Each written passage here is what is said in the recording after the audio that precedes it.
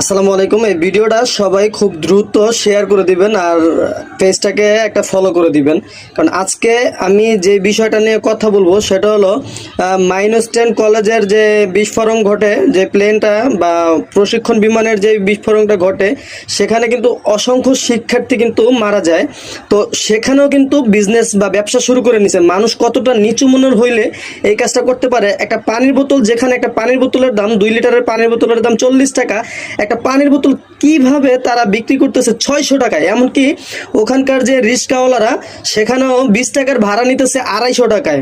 আল্লাহর গজব পড়বে এই সব ধরনের মানুষের কতটা নিম্ন শ্রেণীর মন মানসিকতা এবং কমন সেন্স থাকলে এই কাজটা করতে পারে, যেখানে কিনা আমাদের প্রত্যেকের উচিত একজন আরেকজনকে সহযোগিতা করা। সেখানে একটা পানির বোতল কিভাবে 600 টাকা রাখা হয় আমার বোধগম্য হয় না।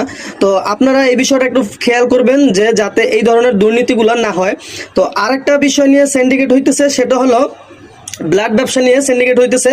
তারা প্রত্যেকটা হসপিটালে কিন্তু এখন ব্লাড পাইতেছে না।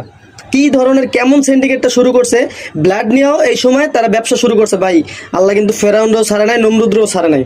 আপনারা এই বাঙালি সতর্ক হন, মানুষ এখনো সচেতন হন, সতর্ক হন, নাহলে আল্লাহ কিন্তু ছাড় দেয়, ছেড়ে দেয় না, সব ধ্বংস করে দিবে। কারণ মানুষের ভিতরে এক চুল পরিমাণে অনুশোচনা নাই যে এমন দুর্ঘটনার সময় আমাদের লাখো লাখো মানুষ এখানে সাহায্য সহযোগিতার জন্য হাত বাড়াইতেছে, আর কিছু চক্র তারা ব্যবসা নিয়ে বসে আছে। তারা পানির বোতলও 20 থেকে 40 টাকার পানির বোতলটা বিক্রি করতেছে 600 টাকায়। ঠিক আছে।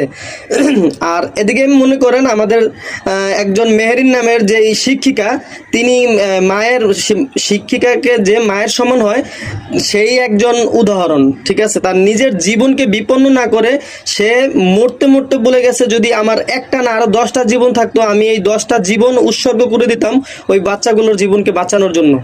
ঠিক আছে। তো আসলে আমরা বাঙালি এখনো পর্যন্ত মানুষ হইতে পারলাম না। যদি মানুষ হইতে পারতাম কখনোই একটা পানির বোতল আমরা 600 টাকা রাখতে পারতাম না। আমরা এই দুঃসময়ে আমরা ব্লাড নিয়ে ব্যবসা শুরু করতে পারতাম না। আর 20 টাকার রিক্সা ভাড়া 250 টাকা রাখতে পারতাম না। তো সতর্ক হন, মানুষকে ভালোবাসুন, আর এখন যেভাবে পারেন একজন আরেকজনকে সহযোগিতা করে পাশে থাকুন, ব্যবসা করেন না, সময় আছে এখনো।